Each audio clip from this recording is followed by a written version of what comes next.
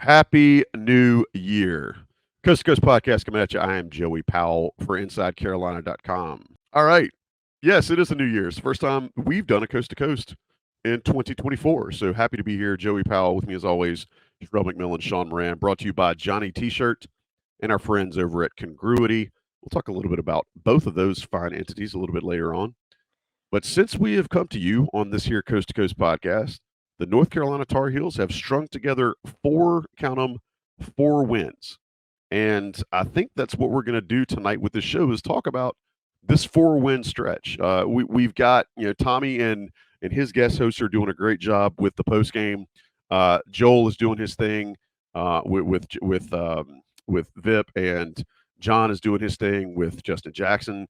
We're going to try to step back and look at this last 4-week stretch or this 4-game stretch as a group and talk about it that way. I think those guys are doing a good job of breaking down games and previews.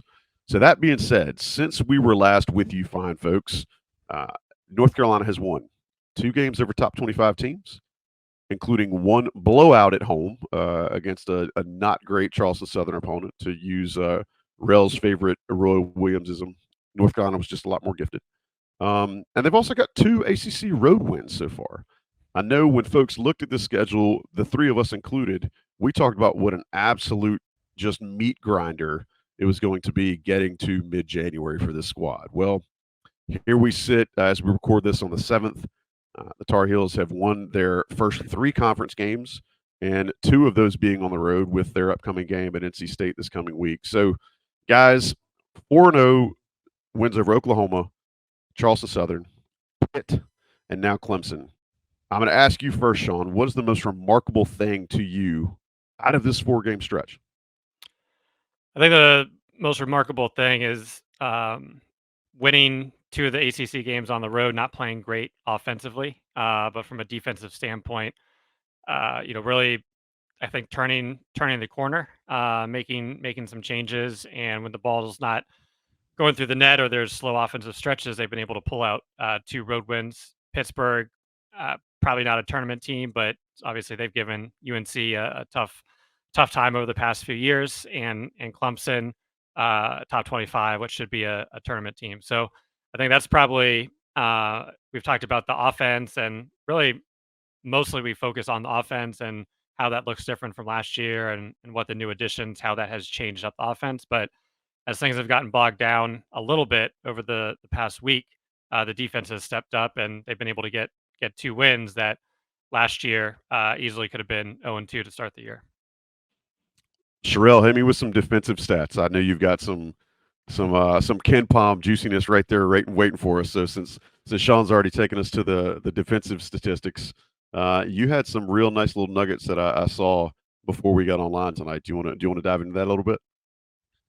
Yeah, to answer the question, I think my biggest thing is that they're winning kind of in different ways in different places. So if you go back to the Kentucky game, obviously that was on a neutral court in Atlanta. There were 81 possessions in that game. And since then, the possessions each game have gone down. So it was 75 against Oklahoma, 72 against Charleston Southern, 68 against Pittsburgh, and down to 62 against Clemson. Now, when you get, down towards 62, usually that's UVA. I went back and looked. Iowa. I kept thinking Iowa. I'm sorry to interrupt you. The whole time we're watching, I'm thinking like this is Sean's worst nightmare because it feels like an Iowa game. Go ahead. Well, one of the games that Carolina had 62 or fewer possessions in the last 10 years was that blowout loss at Iowa a few years back. So, but I was going to say most of them is usually Virginia, and that's kind of what you expect from them. But as the ACC has incorporated more teams and there's been new styles of play, the game has just slowed down tremendously. And so you're getting conference games now. If you get to 70 possessions, you probably feel good about yourself that you sped the tempo up. Against Clemson, it was almost like a football game where you get 2 possessions per half. Like each drive is 17 plays, and you're just gonna walk it up the field 3 yards in a cloud of dust. That's kind of what it felt like, and it was interesting to see Carolina, considering their size deficit against Pittsburgh and against Clemson, and to some degree against Oklahoma, size and athleticism deficit, be able to kind of grind with those guys and find ways to not only stop them, to not only rebound, but to score as well. I know they only put up 65 against Clemson. I think it was like 70 against Pittsburgh. But they did enough offensively, and they got to the free throw line against Pittsburgh. It was kind of shaky there for a minute because Pittsburgh fouls a lot, but they were able to get to the free throw line. So to me, the fact that they're able to win or play well, I would say, in different styles. Against Kentucky, obviously they lost the game, but they played with Kentucky in a high tempo, lots of possession games. I think it was 81, like I said. And then, you go against Clemson, it's 19 fewer possessions on the road, and you still come out with a double-digit win. That says to me that the defense has improved. Yes, there's some variance because of the three-point shooting from other teams, but the defense has improved. And honestly, we wondered aloud on this very podcast about a month ago, like the question was, can the defense improve? And I said, well, probably not. The offense needs to hum, and that's how the defense is going to improve. And here we are a month later, and the defense looks better. Sherrell brought up the Kentucky game, and I think in that game, UNC was trailing throughout the entirety of the game. They fought to get back at halftime. They fought to get back towards the end of the game.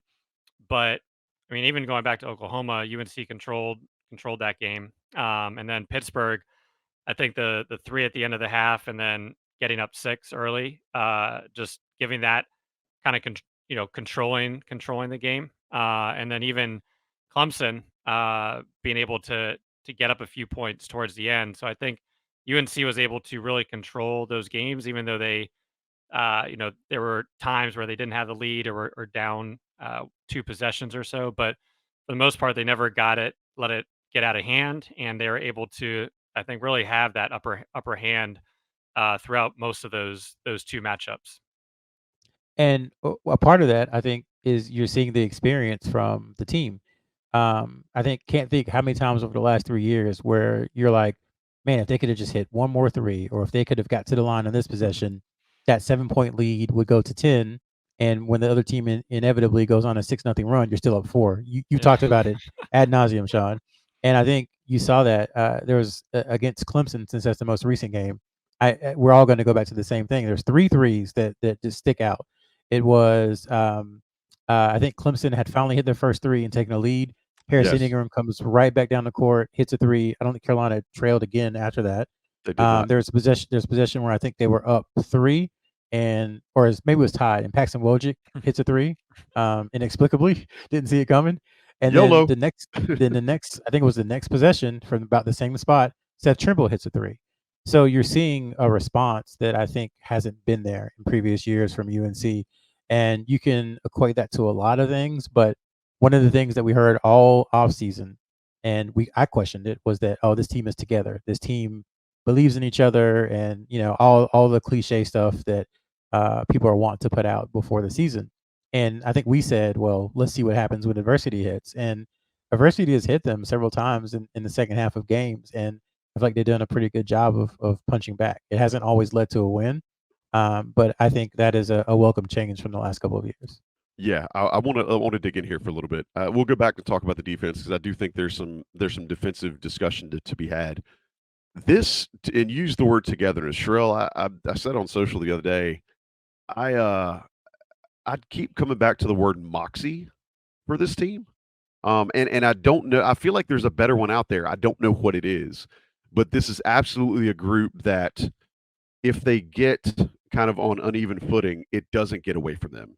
And you made the point too, where even if they're ahead, it's one of those deals where all of the guys, both collectively and as individuals, can step in and do things that can kind of turn the tide and kind of reassure all of them, but also reassure the people watching the game and I see subscribers and fans and everybody that, no, we're okay.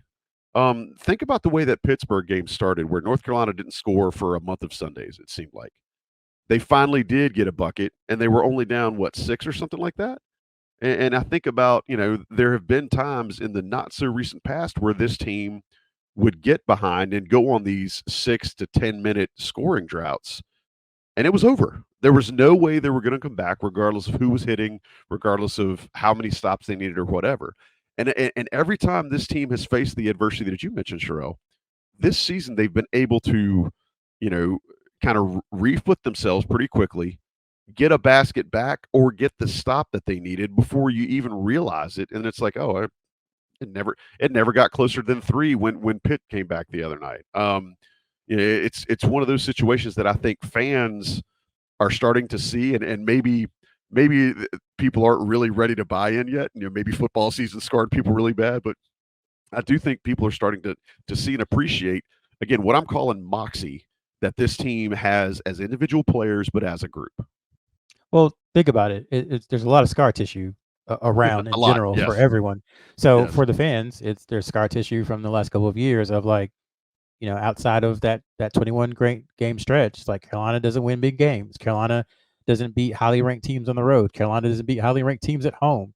Carolina doesn't beat highly ranked teams on neutral courts. There's all that, and then I think from the players on this team, there's the scar tissue from the situations they were in. We talked all offseason about, all of them came from losing situations pretty much last year. Even the Carolina guys, despite them winning 20 games, it still was very much a losing situation relative to expectation. So, you can when you're down one against Clemson, you can look down at your arm and like, man, we were down 17 at Syracuse last year. You can look over here for those listening. I'm just looking at my body. You can look at your leg and see the scar from I don't know, the NC State game where you let them get out to a 29-12 lead or whatever it may be. You have that in your memory and say, not this time.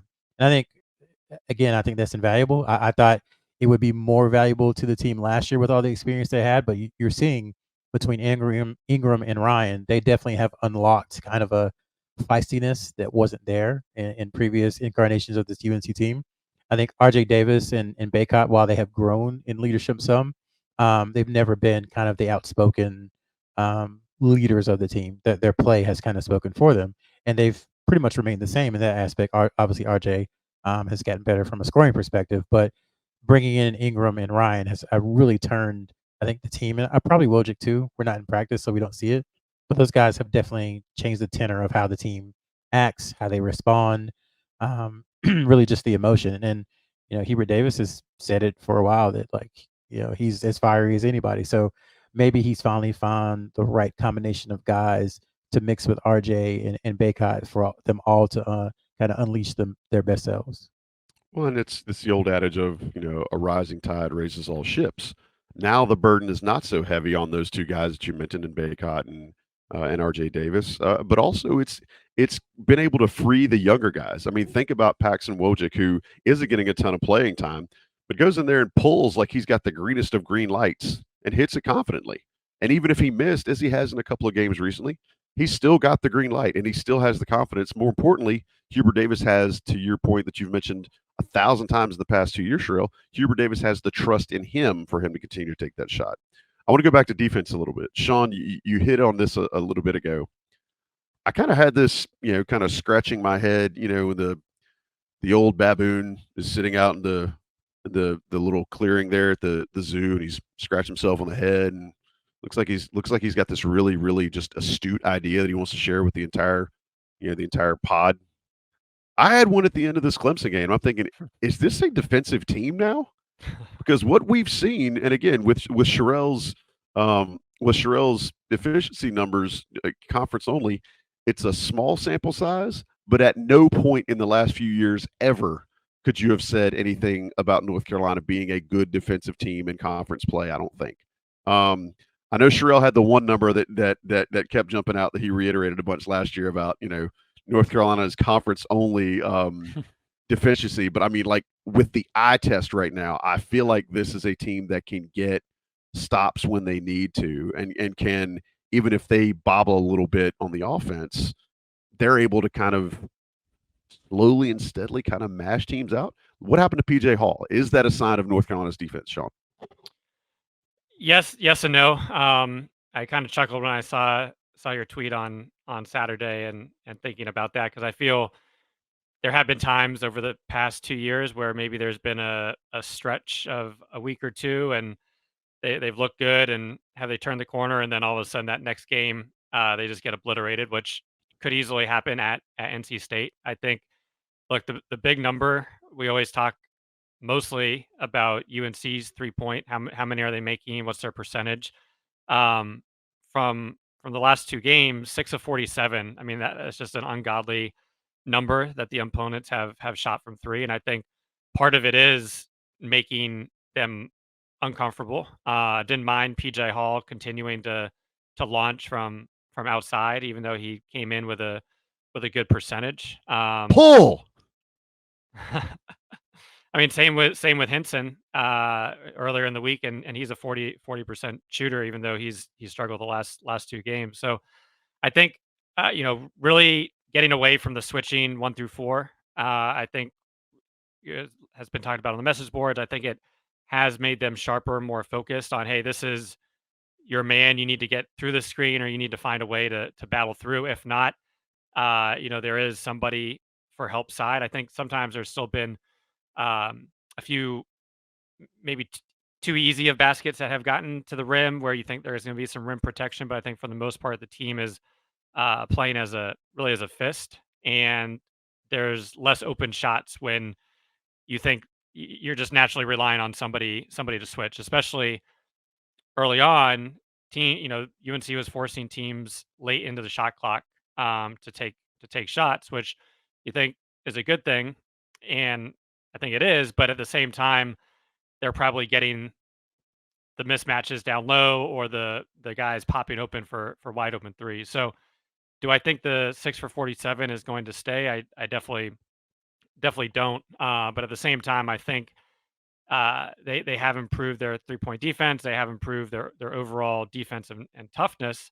But I still think that offense is going to have to rise, because you've talked about what the defense looks like in ACC play, and it looks like a traditional UVA team, right? Of being at the top, all the metrics. Once again, it's only a handful of games, and then offensively is just the flip side. But I think there's not really, in terms of the getting people in the pick and roll, of creating huge mismatches. Obviously, teams will try to get the smaller guards in the post, but I think with how they've been talking, communicating, and getting through screens, it's made things a lot tougher in general over the past few weeks. Sherrell, I hear Sean say the offense needs to get it together. I don't disagree at all. Are you worried about the offense? Do you feel like that's something that can come together based on the bodies that are on this roster? Yeah, I do think I have. Let's put it this way: for the remaining 17 games in the regular season, I have more faith that the offense will be, one of the top units in the league than the defense. And that's not to take away what they've done over the last, couple of weeks defensively, but I'm just not quite ready to buy into it yet, because of some of the issues that we saw earlier in the season. Could they be fixed? Absolutely.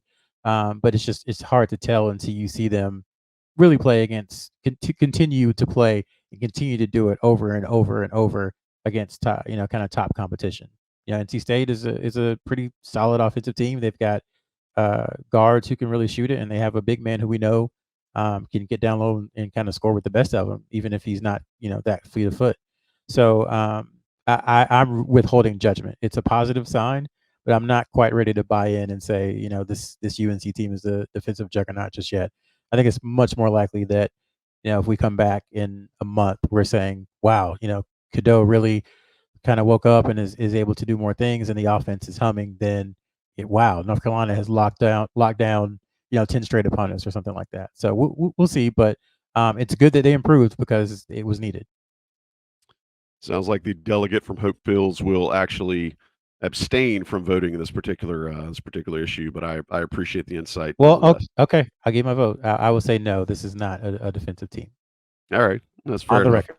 On the record, and that's not to say that Sherrell thinks his defense is bad. Before anybody blows him up, he thinks that the offense will be better than the defense will be as far as conference rankings. Does that sound right, Sherrell? Am I jumping in front of the shrapnel for you before you get it? No, that's perfect. That's exactly right. that's a fair representation. One of the things that I think is paramount for this team is Hubert Davis has continued to use his bench, and I think what we've started to see is that he's relying on his bench a little bit, and we want you guys to rely on Johnny T-Shirt. Johnny T-Shirt, the preeminent haberdasher and provider of UNC gear, memorabilia, and all that you need for the Inside Carolina universe. Johnny T-Shirt, right there on East Franklin Street, and johnnytshirt.com. All right, so we all had the holidays. You may have great gift givers in your family. If you do, man, rock out. Love it. Get it how you live. I'm happy for you. You got people that might not be the best gift giver, go ahead and hit up Johnny T-Shirt and get what it was that you wanted that you did not get. Johnny T-Shirt can take care of you. You use that extra 10% off you get on the Inside Carolina Premium message boards. Type that code in, save you some money at the checkout. You'll be happy you did. You'll get the stuff that you were hoping to get, but maybe didn't. And God bless whoever didn't get you what you needed. You were good enough. We saw you. You were a fair gift recipient. They missed the boat, and that's okay. Johnny T-Shirt will pick up the slack, just like Hubert Davis's bench will. We'll be right back to talk a little bit more about this 4-game stretch, and then we'll talk a little bit of recruiting before we get out of here on this edition of the Coast to Coast podcast on InsideCarolina.com.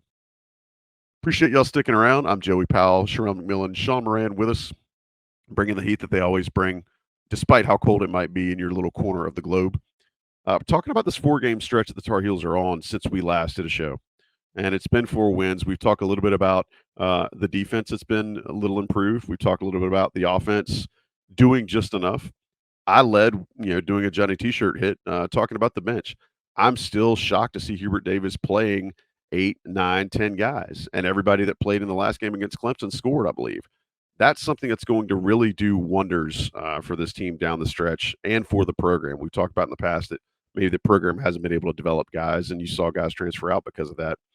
But I think having the ability to deploy different players has been able to cover some weaknesses and improve some things that Hubert Davis has been targeting, specifically the rebounding issues. We heard after the loss against Kentucky and against UConn just how frustrated he was in post game and then his media avails during the week. He was not happy with how this North Carolina team was rebounding, and the North Carolina program has historically been just tenacious rebounders that triggered extra possessions, that triggered extra scoring, all that stuff. Hubert Davis wasn't happy about it. It seems like those things have been fixed, and I'm pointing to the fact that they may have lost the rebounding battle against Oklahoma by a little bit, but they had a fair amount of second chance points. And then against Pittsburgh and Clemson, who until these games were the top rebounding teams, or at least 2 of the top rebounding teams in the league, North Carolina absolutely waxed them both on the glass and in their second chance points. That helps an offense when you can get those putbacks. Sherrell, do you feel like using the bench has been able to cover that a little bit, and having guys like Jalen Withers, Jalen Washington, and even Seth Trimble, who's been a decent rebounder from the guard spot, do you think that's been able to cover some of it, or do you think it's also just guys recognizing that, all right, if I don't get to the glass, we're going to lose? Yeah, I think it's recognizing it. I think it's how Hubert Davis has, Tommy Ashley, your esteemed co-host for everything. His favorite thing is you are what you allow, and if you allow teams to out rebound you, and you allow your team to not rebound well, then that's what they're gonna get out rebounded. But if you dedicate your time in practice and say this is important to us, and it's important that we do this, then more than likely the kids will respond and they'll rebound. And I think, not to turn this into a history lesson or become old cliche guy who's watched Carolina basketball for 35 years or whatever it is, but with Coach Smith and with Coach Guthridge and with Coach Williams, you always knew that there was going to come a time when someone from the bench was going to have to make a big play.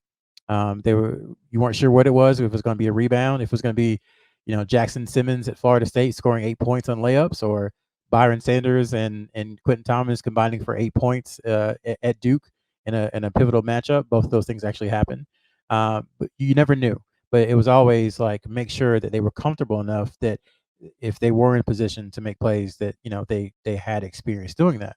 And I think what we're seeing from UNC the last few weeks is more of these team type wins, is what you would call them, very Coach Smithian, in that 1 through 9, 1 through 10.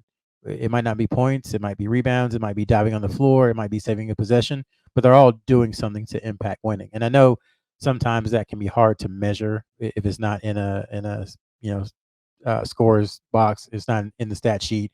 It's not in a advanced model plus metric or whatever. But they're all doing something, and I think that's a big deal, because it gains more trust, as you said, from Hubert Davis to go to Paxton Wojcik for 6 minutes in the second half and say, I need you to cover number 0, and if you're open, please knock down a shot. He's seen it before, so he said, okay, you can do it. And I think that's emboldened Seth Trimble as well, to really play at a high level, to really be a de facto six starter for UNC, considering some of the foul trouble that Elliot Cadeau has had the last couple of weeks. So yes, using the bench has helped things a ton, I think, and I think it really has shown growth from Hubert Davis, and also kind of how he feels about his roster relative to other years.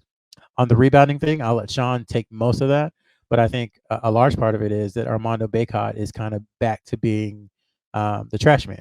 It is something we always go back to from the start of his senior year, where Hubert Davis is like, "You're a trash man, be a garbage man," which is just go muck it up, grab rebounds, and score when they get you the ball. And I think that's what you're seeing more from him in the last couple of games. So couple him rebounding the way he's supposed to with kind of the fight that they've shown, and I think that's why you're seeing rebounding improve the last 2 or 3 weeks.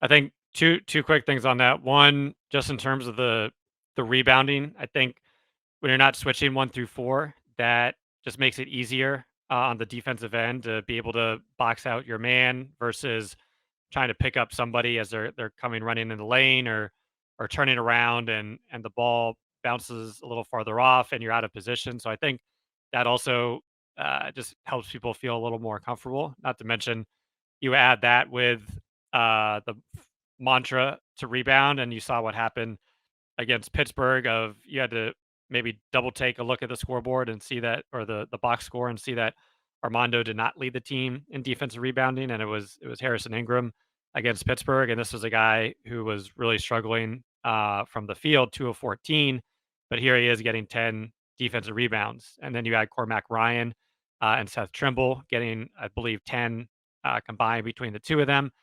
That changed up a little bit against Clemson, but then you had RJ Davis getting 4, and Armando cleaning the glass. Now, that was against a smaller team for the most part. So I think when they do play either a little more athletic or some bigger teams, we'll see how they do. But I think that is a focus that they'll need to continue moving forward.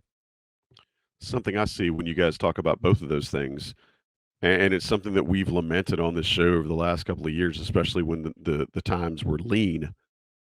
I see a team right now that knows what is expected of them, and that is not just players, that is coaching communicating those expectations. Sherrell gave a great example with Paxton Wojcik a second ago. Sean, your use of Harrison Ingram's numbers to illuminate that point, I think, is another good example of guys knowing that, all right, I'm not scoring, but I'm expected to do X, Y, and Z, and I'm going to go do X, Y, and Z. I go back to Zayden High in the Charleston Southern game where he got a tech, but it's because he was in there trying to get in somebody's head with energy, right? So now when they put Zayden High in the ball game, he may pick up 3 fouls like he did against Clemson, but he's going to give you energy and he's going to be involved in the game. And I think the ninth guy off of North Carolina's bench in the last couple of years has not been giving energy, or at least was not in a situation that he knew he was supposed to give energy, or maybe that the staff had communicated to him. Sherrell. I'd say, yeah, that guy seemed kind of scared when he would come into the game, like, "Oh no, if I mess up, I'm out." It was a quick Yeah, hook. yeah. So not related to the bench, so I wanted to ask you, since we talked about Harrison Ingram, Sean mentioned it. I think it was 17 rebounds, or was it 15? It's 15, I think. I think it was the most by a wing since Harrison Barnes, or something like that. Was that his most impressive performance at Carolina, all things considered? Because I felt like I told someone close to him this. I felt like he kind of dominated the game, even though he was god awful from And the he didn't field. score. Well, Yeah, I so, think like, the thing is too is that I think yes, and I think it's also because if he's getting those rebounds, literally statistically, that's almost making up for the missed shots, right? Like if you're going to go miss 10 shots, but you're getting 10 rebounds, essentially you're a net zero. And Sherrell, what's your favorite thing? Don't hurt the team while you're out there. At least be a net neutral. And so if you're getting that many rebounds on the defensive glass, you're at least giving the same amount of possessions that you might be getting when you're missing a jump shot. Sean, tell me that I'm being a knuckle dragger and I'm oversimplifying, that stats are a lot more deep than that. No, well, I think for Ingram, it's a great question, because I think you're seeing him contribute in different ways, both offensively and defensively. But at the same time, is it concerning what we've seen shooting wise? Obviously, he hit that big three, as Sherrell mentioned, probably one of the biggest shots of the game where Clemson had taken the lead and he comes down and I was talking to Sherrell and Ben, and what he was saying afterwards as he was running down the court is not something you probably expect from Ingram. But obviously he was pumped up in doing that. But we look that was a big thing talking about Ingram over the summer when they were looking at him in the portal when they signed him was are his Stanford numbers can they be better than that? Is he better than that? And I think throughout most of the year he's proven that resoundingly yes. But it's interesting. You look at his stats, and right now he's still at 43% from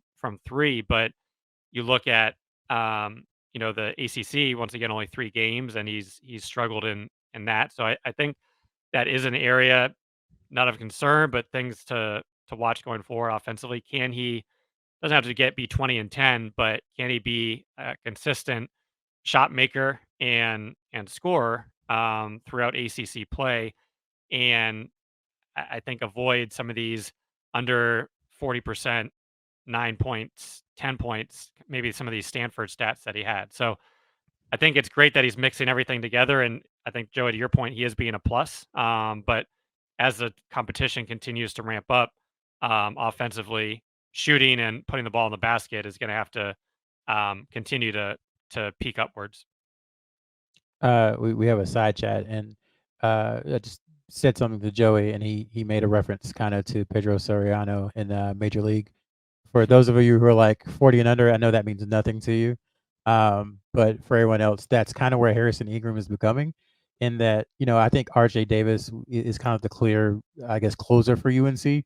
But Ingram already has kind of shown a knack for hitting big shots. Just in the last 4 games, which is what we're talking about. If you look at the Oklahoma game, he kind of had that runner as the shot clock expired to seal that game when Oklahoma looked like it was making a run. Yep. Against Pittsburgh, he had I think it was the layup. It might have been his first field goal where he caught the rebound, went coast to coast, and I think that put UNC up like 6 or 8, and you felt like that might have been it. Against Clemson, his first 3, UNC was down 24-21. That tied the game in the first half. And then the second 3, like we've talked about, was right after Clemson took a lead and hit its first 3 of the game, and UNC didn't trail again after that.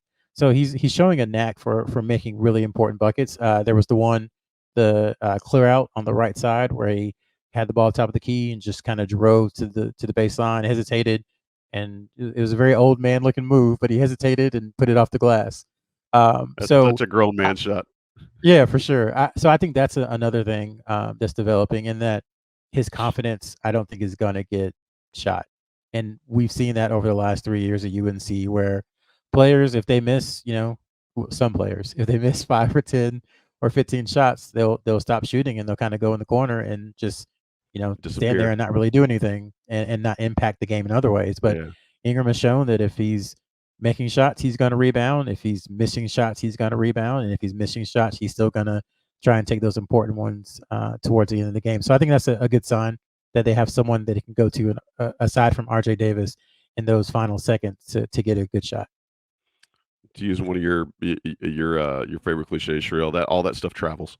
All that stuff that Harrison Ingram does travels, regardless of how the team's playing, what environment you're in, what's actually happening in the flow of the game. All that stuff matters.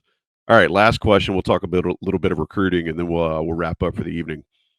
Sean, I love putting you on the spot with these questions. I can almost feel your angst because you don't know they're coming. So this is me being a little bit of an ish disturber, I guess. Can't wait. What do you think the ceiling is for this team now? We're through the first full week of January. You got a handful of conference games under your belt, some against decent teams, some against not decent teams. What do you think the ceiling is for this team right now? 3 losses as of the 7th of January. Good question. I think it went to my earlier comment of calling Pitt a non-tournament team and Clemson a pseudo top 25 team. Even Oklahoma will be interesting to see where they finish out in Big 12. They did just get a good win against Iowa State. So they're playing well. I think at this time last year, the alarm bells had been going off for a while. They were broken. So I want to say, hey, they're a championship winning team. They're not that yet. Could they be? I think if they're all clicking on all the right cylinders. But right now, they're kind of, I'd say, in that 3 to 5 seed. That's how they're playing. They're getting the wins, but once again, going back offensively, those per possession numbers have not been great when they're playing outside of that Tennessee game. When they're playing stepped up competition, obviously they're not in that top tier yet. Playing that UConn game and even Kentucky, just from a talent and athleticism standpoint. So I think the ceiling, they haven't hit the ceiling by any means yet, because people are still, I think, RJ's been playing at a consistently high level, and it's been amazing to watch. But I think you still have Cormac, who has some room, especially outside shooting wise, and the younger guys have played well, but I think there's still growth in their games as well. So I think there's still a lot of potential with this team, and that's why it's great that they've gotten the 2 wins. But I think for one part of me said, hey, let's just be realistic. It's a team trying to figure itself out from last year, and just keep stacking the wins. The other part, hey, this is Carolina. They need to be in that upper tier, and they're not there yet. But I think it's much better than splitting those 1-1. Hopefully, they can get NC State. So, from a potential standpoint and ceiling standpoint, there's still, I think, kind of on that 2 to 3 line is that ceiling, and there's some room to continue to grow right now. Sherrell, is it as simple as seeing the team that we saw in the first half against Tennessee? Is it as simple as finding more consistencies throughout the lineup for points, or can they, if they continue to be a more defensive minded and a rebounding greedy team, do you think that they can kind of play some bully ball and get their way? Either way, what do you think that does for their ceiling? Yeah, I think they've shown that they are able to find ways to win. And honestly, this sounds weird, but also find ways not to lose. And I think too often, in Hubert Davis's first 2 years, Carolina found ways to lose, whether it was, Yes. leaving Jeremy Roach wide open for a layup in consecutive games against Duke, kind of the same exact situation, or not getting a shot off in certain situations, or not getting a great shot off in certain situations, losing 5, 6-point leads at the under 4 timeout, those kind of things. I think this team is pretty resistant to those. So I think they have a higher floor. The ceiling may not be quite as high. And I say that only probably because of reflexive. We talked about scar tissue earlier. Scar tissue, bro. That's fine. Yeah, it's hard to wash out those last 3 years, save that 22 game run, and think, okay, Carolina is back to where it was, in 2018, 2019, around that time. So I think the fan base is excited. If again I can play psychologist, but there is a lot of wait and see, like, before they fully jump on board. I think they're kind of on board, but they're not all the way in, just because every time, the last 3 years, it seems like you get all the way in, it goes the other way. And I think that's why this team is a little bit different, because I don't think they're gonna just kind of lose a lot of games. I think there'll be games where they might not have the most points, but I don't think you'll see them self-sabotage almost like has happened in the past. And there is a marked difference. I want folks to hear what Sherrell's saying here. There's a marked difference between winning games and not losing games. Good teams find ways to avoid losing games, right? And that's the difference. Looking forward to this coming week before we talk recruiting. I do wonder how things might go with Marcus Page returning to PNC Arena. Just wonder if there might be some juju around that. I don't know. Just throwing it out there. It's been a decade. Sean, it has been. That's wild. It's been a minute. I refuse to acknowledge. Sean, what's up? So just staying on that last topic, for either of you guys, is there anything in particular that could raise the ceiling that you could point to, or that you have in your minds right now? I mean, I don't want to single anybody out, but I think, as Elliot Cadeau continues to grow as a point guard, if he's able to shoot 32% from 3, if he can go 1 for 3 kind of every game, or 2 for 7 or something like that. I think that'll do a ton. And then defensively, he's got to be better as well. So I think Mm. I just think his improvement throughout the year. I mean, he's only played in 14 college games, so you can Yeah. only expect so much. But if he can get closer to being the player that I think he was for stretches against Tennessee and in other games, then I think that raises the ceiling considerably. Because right now, Seth Trimble is kind of giving you what you thought you got from Cadeau. So if you can add Cadeau to what Trimble's already doing, then you have another guard and you have just more effectiveness both offensively and defensively. Yeah, I- just one quick thing, Joey. I think from Cadeau's perspective, there are some possessions where I thought he had a step driving left, and he tried to dish it to Baycott, where he should have tried to finish it, or he did dish to Baycott, but Baycott Yeah. wasn't ready. So I think we've been talking about roles, and I think people know their roles or have been able to start fitting in. Not that he doesn't know his role, but I still think, uh, if he can get things It's clicking and comfort. yeah, comfort and confidence, because I think Yeah. even that the jump shot he missed, which was maybe about a 15 footer, it looked like he shot it on the way down. It was short, and you go back to That's li- not him.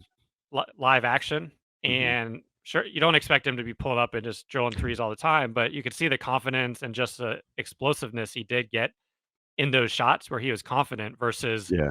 probably second guessing, hey, should I take it? And don't need him to hit threes. That would be nice. But if he could get comfortable with that 15, 17-foot jumper off the dribble, which I think he can, that would open up a lot for him and the team. I'm There's gonna rub a lot of people the wrong way with this coach speak, and I'm looking at you, Sherrell. If the game can slow down for him, I think it's going to be incredibly obvious when it does, because that's when you're going to start seeing that comfort. And Dewey said something about this in the post game after the Clemson game, so I want to make sure he gets his flowers for it. Uh, if he could even be a little more aggressive in how quickly he makes his decisions, right? Because that's going to force the defense to be a little more honest, to be a little more in his hip as opposed to slacking off of him a little bit, and that's going to open up a lot more for these 3-point shooters. And we were talking about getting, which was my answer to your question, Sean, is what's keeping this team from that next step? It's team 3-point shooting, and if you can get guys that half a second of a clearer release, if you can get guys that little bit more space, which Elliot Cadeau can create once people start having to respect him as a scorer or another offensive weapon, then I think all of a sudden you're looking at a couple of found percentage points of this team's 3-point shooting. And then, man, Katie bar the door. So one last thing on sorry. No, fire away, dude. I think so. Two things. I think when we watch it, when teams are scouting for him, they know, hey, he's not gonna kill you from the outside, but take away his driving or try to take away his driving ability, especially to the right side. And it's not a huge sample size, but he's averaging 1.5 points per possession driving right, which is an insanely high number because he's been able to, one, with that quickness, get that first step, finish or get to the line. And we've been talking about big shots in Clemson, but to me, that was probably at least a top three. One of the biggest plays was in that second half when they were down 34-38. And you felt like, hey, if Clemson hits a three or Clemson gets up 6-7, like that could kind of change the tenor of the game. He was able to drive hard right, got fouled, actually hit both his free throws, which is another thing. So that makes it 36-38 next possession. RJ Davis 3, 39-38. So I thought that was a huge drive, and it didn't let the momentum fully shift or the power go over to Clemson in that game. So I think if he can continue to be aggressive and take advantage of his strengths, I think he'll be, to Sherrell's point, that missing piece to raise the ceiling. there's 2 or 3 times a game where he just takes off and goes by the defender, and you're like, what just happened? And before you even look or blink your eyes, he's at the rim and scored and gotten fouled. So I'm like, if I'm Hubert Davis, I'm like, hey, be more, like you said, Joey, be more aggressive. Like it's very difficult for people to stay in front of you, even when they're sagging off. It's difficult, and if they sag off too much, then he's shown that he's adept at. I think I'll ask Adrian about these numbers, but I feel like he's pretty good when he makes up his mind for that 14-foot pull up. I feel like if he's decisive and just does it from muscle memory, it goes in a lot. And the numbers could not back that up, or they could, but that's what is in my mind. So if you're able to do that, and then they have to get up on you a little bit, that opens up so much more. But even when they're backing off a step, I still want him to drive because he's such a good passer. I feel like something good will happen. So it's a freshman. He's learning when to be aggressive, when not to be aggressive. I think about Geico, and when I think about that stupid lizard, I'm thinking about like the championships when he's playing so well. He's not thinking. Like I want that natural ball disher, ball handler, to the cup ball player that he is, and he'll get there. He'll get there. I just, I'm like you guys. It's like once he does, look out. Sherrell, before we get out of here, and I've been teasing this multiple times. Let's talk a little recruiting. We've seen some great write-ups from both you and Sean, and some analysis about what went on in the various holiday tournaments that UNC Targets are playing at. But I'd love for you, if you could, break down who the staff has been watching over the last couple of days, last couple of weeks, and what that might mean for their priorities moving forward on the recruiting trail. So, really starting with City of Palms, I think was right before our last podcast, or was going on during our last podcast. They saw Caleb Wilson down in Atlanta before the Kentucky game. They saw Koa Pete out in Arizona. They've seen James Brown multiple times. They've seen Ian. They've seen Jasper Johnson, who was the 2025 guard teammate of James Brown at Link Academy. They've seen Darren Peterson multiple times.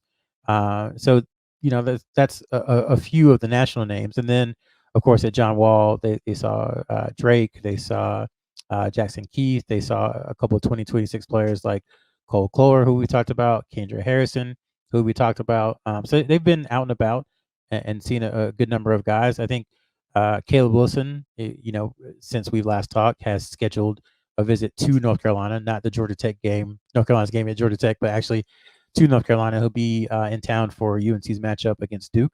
So I think that shows you the seriousness between Hubert Davis seeing him again and him scheduling a visit to kind of where they are. Sean May, as I said, went out to Arizona to see Koa Pete play. So keeping tabs on him, that says a lot. And then, of course, Drake they've kind of been all over Drake. He's everywhere. And then they saw Darren Peterson in both Kentucky and at the Beach Ball Classic in Myrtle Beach, South Carolina. So even though, his top 8 is out and it's got some heavy hitting Adidas schools on it, and he's a Adidas athlete, North Carolina is still kind of hanging in there with it for him. Are we fairly certain that they actually went to see the young man play as opposed to just going in there and going to what T-shirt night at the Freaky Tiki? I've heard of people that do that. I don't know anybody. They tore that place down, right? If they did, I'm sure they had to use a couple of hydrogen bombs to get all of the antibiotics and I'm sorry, and all the bacteria that was viral stuff that was growing in that establishment. Spring break 2002. I have fully driven this this bus into a bridge embankment. All right, guys. As always, I love what y'all do for the show. It's great to see you again. I'm glad you guys are here. Appreciate everybody who's listened to the show. If you have not, please subscribe, whether it's on YouTube, whether it's on your favorite podcast feed. Just make sure you're subscribed to the show so you get all of these, not just us, but Tommy and the band of merry men that come in and do the 1,000 shows he does a week. It's all good content. Good content. And if you don't like, this show, then you'll find something from IC that you do like, and that's great. We want you to. But yeah, sure, throw us a subscribe and then like, rate, and review us if you can. That all matters too because it helps us to look good to all the advertisements. And I mean, we try to put together some good content for you. We want to do things that you guys want to hear. We want you to be involved and want you to look forward to what we're doing. So if you're not liking it, let us know. Let Ben know, or just reach out to us. We'll try to do better. But we appreciate all of you who listen to us and make us a part of your routine. We hope that you'll listen to us next time. We'll be back next week, this very same time, these very same channels. Appreciate John Siegley for producing. Shout out to Sherrell McMillan and Sean Moran for being here. And for Sherrell for reminding me that we've got to do Your 2 Cents presented by Congruity before we get out of here. Guys, it's the first one of the season. I need to get back into game shape. That was my 12 o'clock noon start against a mid-major school that I have no business playing and that I look like dog crap for 75% of the game. That was that. 2 cents provided by Congruity. Sean, I need you as I'm doing this read, to get together your 2 pennies that you would like to throw out to our audience, because it's brought to you by Congruity, and our audience knows. And the folks who listen to me wrap the show, and they're like, "You idiot! You better mention Congruity because we like them. We know that they're the best place to get help with our HR and business benefits needs. We knew that Congruity was going to come in here and hook us up with that free assessment if we go to Congruity HR/Tar Heels. And Joey, you were just going to screw it up. But we need to hear about Congruity. So, Joey, we need you to tell us that Congruity is the best thing for your small or medium-sized business. A local brand. They've got national ability, but they're a local brand. These guys appreciate what businesses in North Carolina can be. We appreciate them appreciating us, and want you to make sure you're doing the same thing. Congruity HR, we love them despite the host's absolutely absent-minded fumbling of that read. We appreciate Congruity sponsoring this. We want you guys to show them some love, right? If nothing else, just to make them feel better for me almost forgetting to do it today. Sean, give me 2 cents before we get out of here. 2 cents. First one, we talked about team roles, and I think Jalen Withers has been playing a lot better and fitting into what he can do and starting to create an identity, especially from getting those offensive rebounds, even some tap outs, which led to some extended possessions against Clemson. Fine with him, taking an open 3-pointer just to see how it is. Probably avoid the in traffic dribble pull up from the free throw line. But when he drives hard left, he makes things happen, whether it's getting to the basket or being able to kick out. It's when he kind of extends where he gets in trouble. So I think he's been playing well. Second one had a few different ways to go on this, but we'll go just from some of the play calling that you could see in the moment, and even when rewatching offensively. I think a few things that stood out in my mind early on was a baseline out of bounds play that they drew up, got Cormac a wide open three. It didn't go in, so you kind of forget about it. But I thought it was a great play that they drew up. You were able to see RJ moving without the ball, and it didn't, some back cuts that they didn't hit him with early on. But when he got that easy layup going around the screen in the second half, that was came at a great time to get an easy basket. So, I think those two are the ones I'll go with, both with Withers playing better and some of the offensive play calling that occurred against Clemson. Same to you, sir. I'm going to get your 2 pennies before we get out of here. Brought to you by Congruity HR, your business optimized. So Drake Powell, obviously UNC's highest rated signee in 2024, has a big game this coming Saturday. Northwood hosts Myers Park, which if you don't know, Myers Park out of Charlotte is the defending state champions, and this year's team could go down as one of the better in public school history in North Carolina. They're that good so far.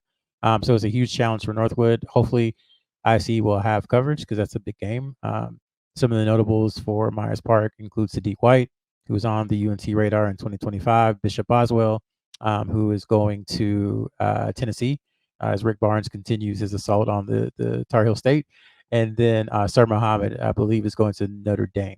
So they have 3 really high major players and other guys who will be as well. 4 high major players and other guys who will be as well. So something to watch for.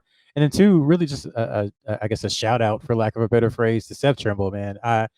I know college basketball has changed, and what I'm about to say is not in any way meant to be negative to any people who have transferred or gone to other schools, but it is refreshing to see someone who probably knew that he might not have a starting role the next season come back, dedicate himself to improving the deficiencies in his game, and using that improvement to create opportunities for himself. And then when he got those opportunities, seizing them. So that's something that's fun to see. That's really what college basketball has been for a long time. I understand it's changed, so I don't mean to sound like the old guy, but it's been fun to see, and he's become a vital part of this year's team. Like I said, I almost consider him, kind of a 6th starter in some sense, because he's really been valuable in hitting some timely shots, and then of course playing good defense. And hey, So shout out to Seth Trimble. Yeah, man. Anybody listening to this show, obviously you're a Carolina basketball fan. So I would say to you, since there have not been a plethora of great moments and fun around the program, at least by North Carolina basketball standards, Seth Trimble right now is fun. Like every time he's in, it's energy, it's aggression, and sometimes he hits just some absolutely unexpected shots that get you out of your seat. And so, yeah, roll around in that.